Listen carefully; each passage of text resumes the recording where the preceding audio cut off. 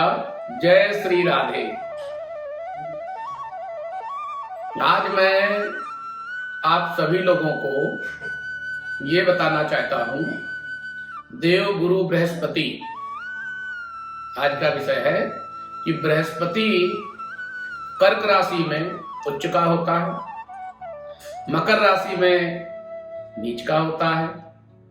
तो उच्च का बृहस्पति जीवन में नीचे से ऊपर को उठाता है और नीच का बृहस्पति ऊंचाइयों से व्यक्ति को नीचे लाता है।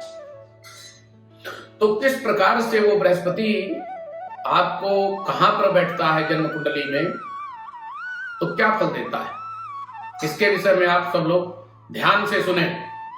आप अपनी कुंडली को भी खोल करके रखें सामने और आप इसका फल समझें, क्योंकि मैं आप लोगों को जो ये वीडियो बना रहा हूं, इससे आप जन्म पत्री देखना स्वयं भी समझ सकते हैं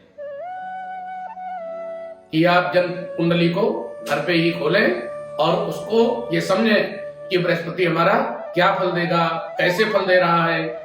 और जब आप उसे गहराई से जानना चाहेंगे तो उसके लिए किसी विद्वान ज्योतिषी से या हमारे पास भी आ सकते हैं।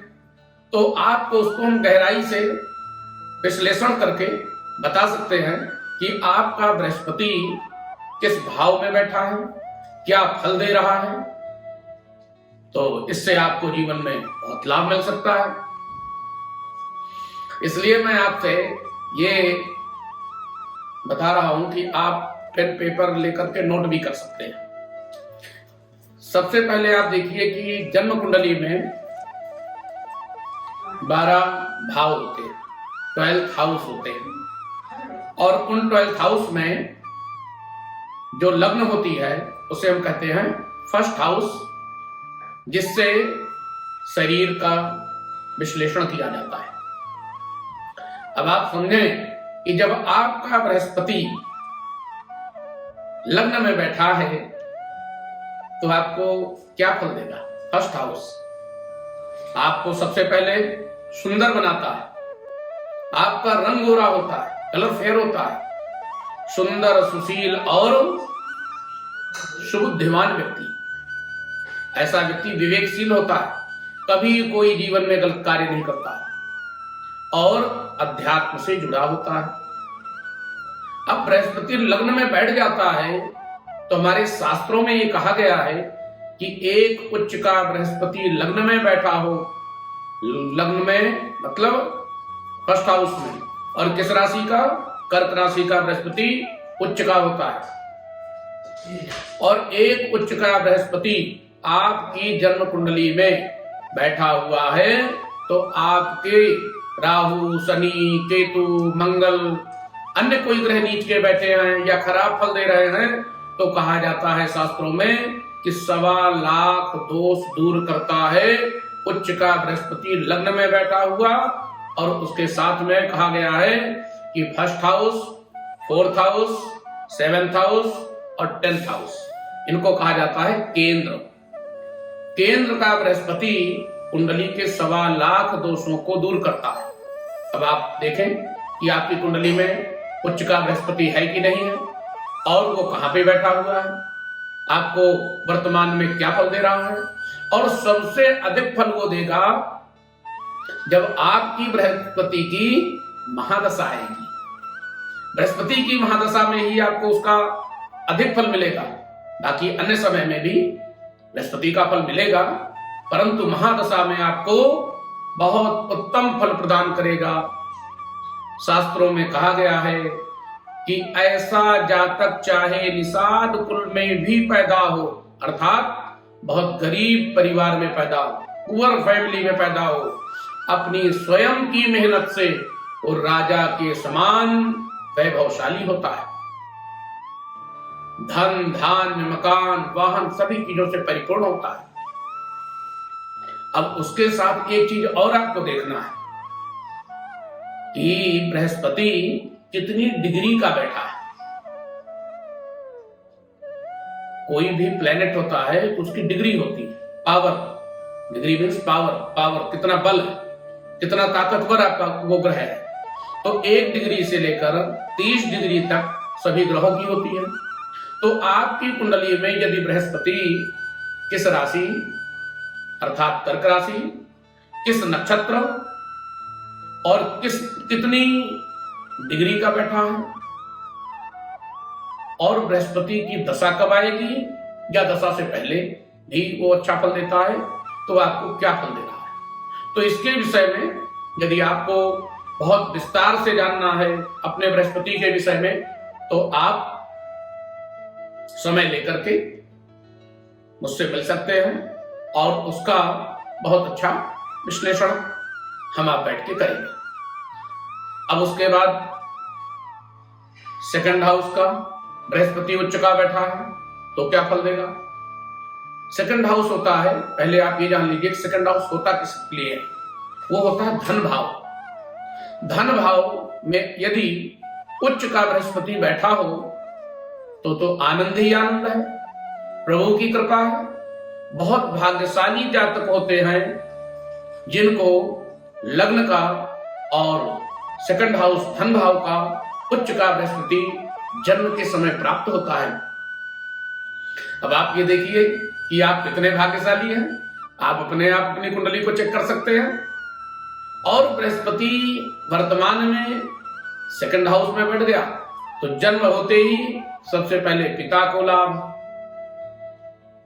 उसके बाद आपकी वाणी अच्छी, आप धन धान्य से जीवन में परिपूर्ण होंगे। अब देखिए कुंडली में 2 है धन के भाव, एक है 11th हाउस आय स्थान और दूसरा आपका है सेकंड हाउस धन भाव। अब सेकंड हाउस तो कहा जाता है सेविंग मनी और 11th हाउस कहा जाता है अर्निंग मनी, कि आपकी कमाई करंट में कैसी है या फ्यूचर में आप कैसे कमाओगे, कितना कमाओगे, और धन भाव आपके पास सेविंग कितनी है, आने वाले समय में कितनी सेविंग करेंगे। तो इसलिए आपको इन दोनों भावों को मैं बतलाऊंगा एक एक करके। सभी भाव के विषय में मैं बतलाऊंगा कि किस भाव में बृहस्पति बैठता है, क्या फल देता है। घर में बैठ करके अपनी कुंडली को देखो और उसका लाभ उठाओ। अब बृहस्पति धन भाव में बैठा है तो धन धान्य से परिपूर्ण कर देगा, स्वाभाविक है। और अब तीसरे घर में बृहस्पति जाता है। तीसरा घर किसका होता है? कुटुंब का, परिवार का, भाई बहन ताऊ चाचा परिवार का होता है। तो ये सबसे पहले आप मोटी मोटी बात समझ लीजिए मित्रों कि उच्च का बृहस्पति 12th हाउस में जहां भी बैठेगा वो अच्छा फल आपको प्रदान करेगा। अब एक वीडियो में तो मैं 12th हाउस का विश्लेषण नहीं कर पाऊंगा क्योंकि समय अधिक लगेगा, लेकिन क्रम से मैं 12th हाउस तक बताऊंगा जरूर आपको। इस वीडियो को आप ध्यान से देखते रहें। अब इसके बाद आता है कि तीसरे भाव में उच्च का बृहस्पति आपको कुटुंब का बहुत बढ़िया सुख देता है। भाइयों से अच्छी पटेगी, कजन में अच्छी पटेगी, आपका परिवार में यश ख्याति सम्मान सर्वोपरि आपका ही होगा।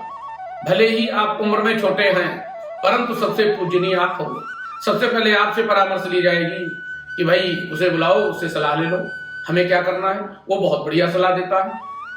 इसलिए आपको यश ख्याति कुटुंब की तरफ से प्राप्त होगी और कुटुंब का पूर्ण सुख आपको प्राप्त होगा।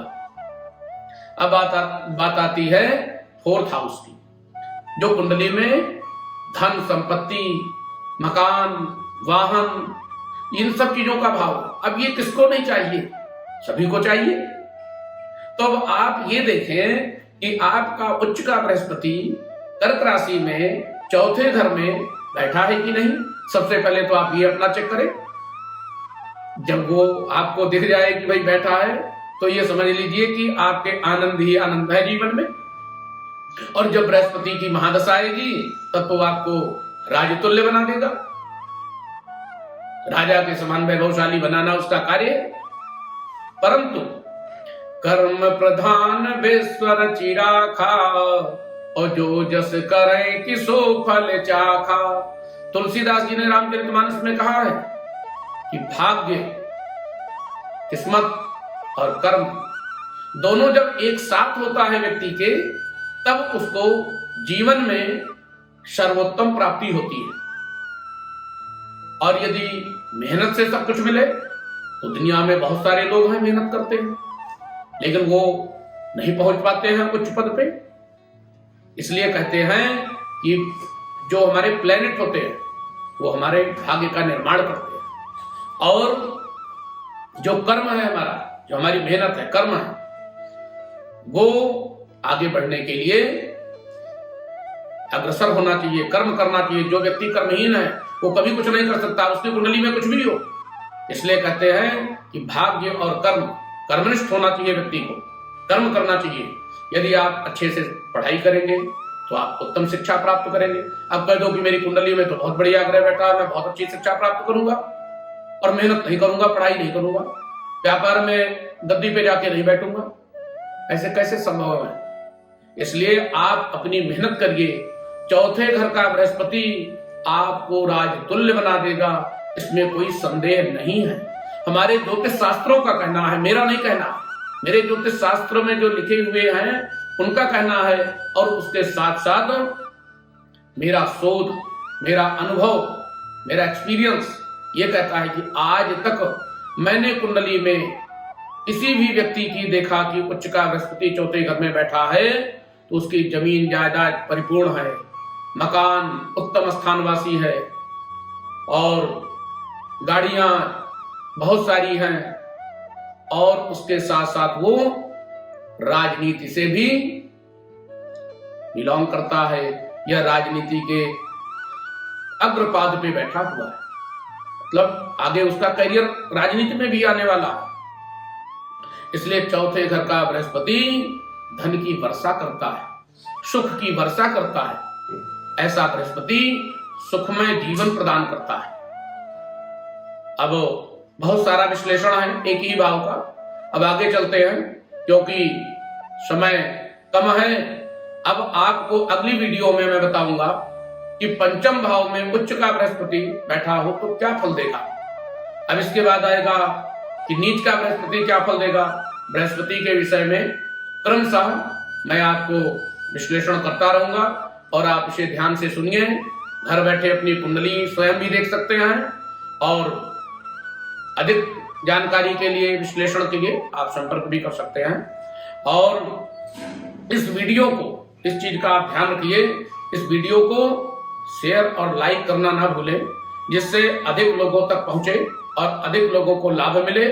और कहते हैं कि ज्ञान बांटने से ज्ञान बढ़ता है, इसलिए मैंने विचार किया कि वीडियो बनाएं और सभी भक्तों तक ये ज्ञान पहुंचे, और कहीं कोई मिसगाइड ना हो, भ्रमित ना हो, किसी के कहने से परेशान ना हो, क्योंकि आजकल कुछ कहना उचित नहीं है, हर तरह के लोग हैं।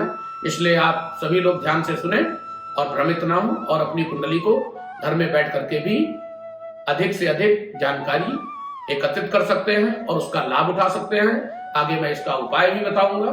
सभी मित्रों को मेरा जय श्री राधे।